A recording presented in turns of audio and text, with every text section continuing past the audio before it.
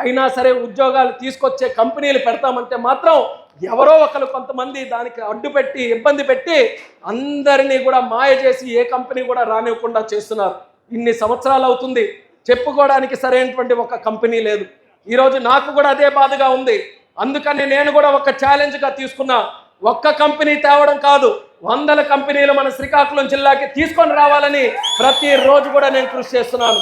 అలాగే ఒక మంచి ఆలోచనతో అన్న రవికుమార్ గారు కూడా ఈ ప్రాంతంలో ఉద్యోగ అవకాశాలు ఎలా పెంచాలని మనకున్నటువంటి ప్లాంట్ గురించో లేకపోతే ఎంఎస్ఎంఈ పార్కు గురించో చిన్న చిన్న ఉద్యోగస్తుల గురించో ప్రతిరోజు కూడా 10 మందితో కూడా మాట్లాడుతూ ఆయన ఎక్కడికి వెళ్ళినా, అమరావతి వెళ్ళినా, వేరే రాష్ట్రాలు వెళ్ళినా, మొన్న విదేశాలు వెళ్ళినా సరే ఎక్కడ చర్చించినా ఆంధ్ర వలసలో ఉద్యోగాలు ఏ రకంగా సృష్టించాలి, కంపెనీలు ఎలా తేవాలని ఎంత కష్టపడుతున్నాం. ఒకరిద్దరు ఇంట్రెస్ట్ చూపిస్తారు, అయ్యా మీరు అంత అడుగుతున్నారు, క్యాబినెట్ మినిస్టర్గా అడుగుతున్నారు, ఒక పెద్ద సీనియర్ నాయకుడిగా నువ్వు అడుగుతున్నావు, నీ మాట మీద మేము ఆంధ్ర వలస వస్తాం, శ్రీకాకుళం జిల్లా వస్తామని అంటాం.